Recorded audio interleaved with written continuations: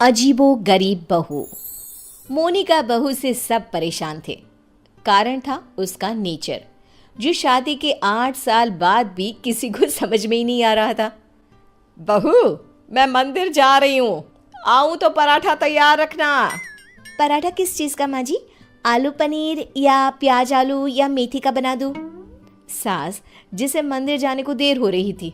अरे बहू, किसी भी चीज़ का बना देना, वैसे भी भूख बहुत लगी है, मैं जल्दी ही मंदिर होकर आती हूँ। सास तो चली जाती है, लेकिन बहू वो तो अपने ही काम में मस्त हो जाती है। बेटा, तेरी सास आती होगी, जल्दी से पराठा बनाकर रख दे, नहीं तो तेरी क्लास लग जाएगी। ना ना पिताजी, अब कोई मेरी क्लास नहीं ले सकता। नहीं ले सकता? अब नहीं ले सकता क्या मतलब?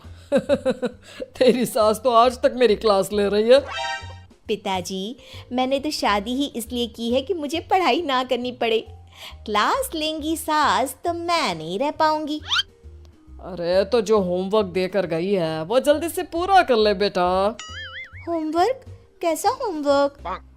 अरे परेशान हो गया मैं तो। कुछ नहीं बहू, कुछ नहीं, सॉरी, जा। माफ़ी भी मांग रहे हैं पापा जी, और मुझे पता भी नहीं कि आपने क्या गलती कर दी। खैर, जा रही हूँ मैं। आज ना अलमारी ठीक करने का काम करना है मुझे। बहू कमरे में चली जाती है कि सामने उसकी बेटी की सहेली आ जाती है। अरे मेरा बेटा, ये कौन है? माँ, ये मेरी सहेली है मायरा, पास के सेक्टर में रहती है। अच्छा, क्या नाम है? कहाँ मिले तुम दोनों? आंटी, इसने बताया ना कि मेरा नाम मायरा है, मैं पास के बिल्डिंग में रहती हूँ और हम स्कूल फ्रेंड्स हैं। अच्छा, तुम लोग स्कूल में नहीं खेलते, जो घर में खेलने की जरूरत पड़ गई? वैसे क्या करते हैं पापा तुम्हारे? आंटी, मेरे पापा अमेरिका में रहते हैं। अच्छा, क्या करते हैं? अच्छा, कितने भाई बहन हो तुम? और सॉरी आंटी, मुझे जाना है। मीरा, देख लेना, खेलना हो तो शाम को पार्क में मिलते हैं।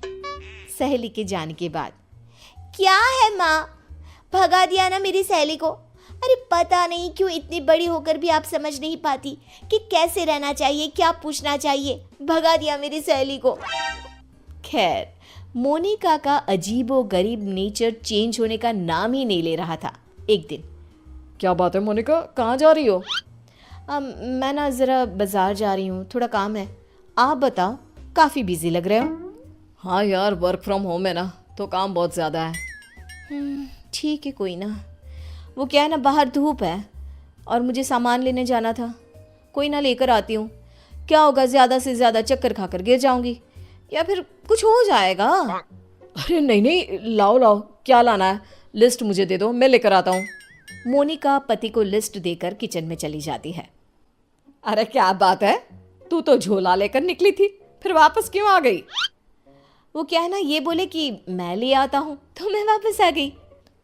देख ले, किचन तेरा है, तू जानती है क्या है क्या नहीं है। अरे कोई बात नहीं, वो ले आएंगे ना सब, मैंने उन्हें लिस्ट दे दी है। लेकिन जब थोड़ी देर बाद पति सारा सामान लेकर आता है तो मैं चली दाल बनाने। लेकिन ये क्या, झोले से तो दाल निकलती ही नहीं। ये क्या है जी, दाल क्यों नहीं लाए आप?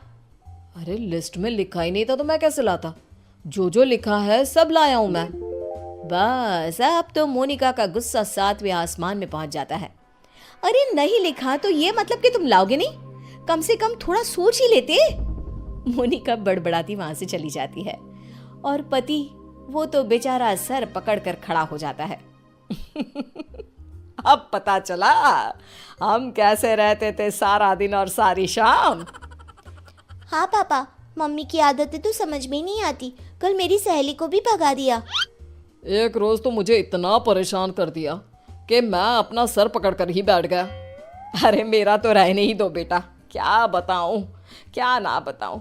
अरे पता ही नहीं चलता किस पल क्या समझ जाए और क्या समझा दे। समय निकल रहा था, हर कोई मोनिका से परेशान हो रहा था। किसी के पास कोई उपाय नहीं था कि कैसे उसकी आदतों को सुधारा जाए। फिर एक रोज, अच्छा बेटा, क्या खाओगी आज? माँ, कुछ भी बना लो। कुछ भी क्या होता है? अरे बताना रानी बिटिया को क्या खाने का मन है। माँ, पालक पनीर।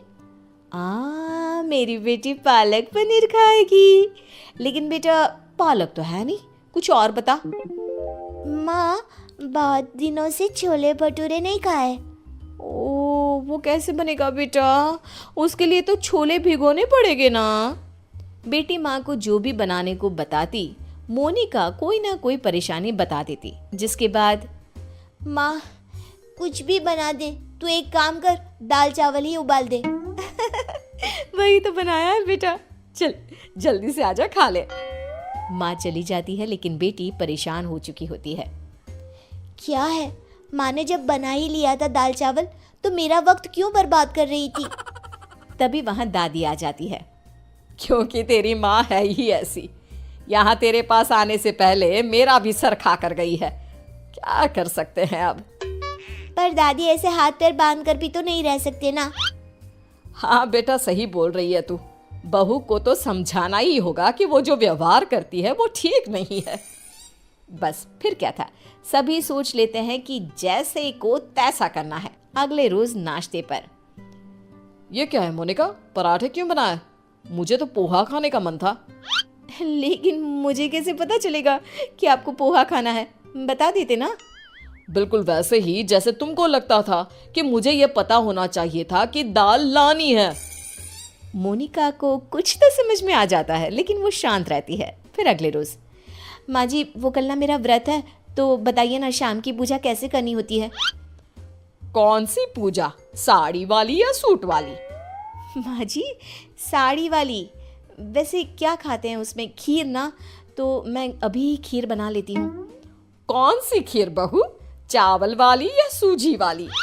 बहू समझ जाती है कि वो सास को जैसे कभी पराठे के लिए कंफ्यूज कर रही थी, सास उसे अब कंफ्यूज कर रही है।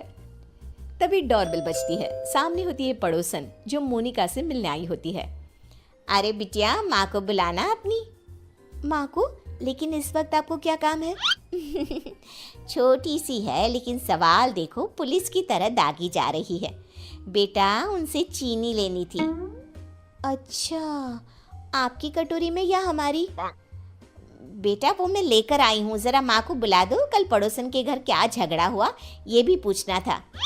ये क्या बात हुई, किसी के घर के झगड़े को डिस्कस करना? वैसे आपके पति क्या करते हैं?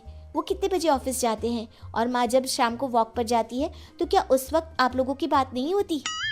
मोनिका बेटी की सारी बात सुन रही थी, लेकिन जैसे ही वो बेटी को कुछ कहती, पड़ोसन उल्टे पैर भाग जाती है। माँ, मीरा, मैं समझ गई हूँ कि मैं क्या गलती कर रही थी। मुझे माफ़ कर दीजिए प्लीज़।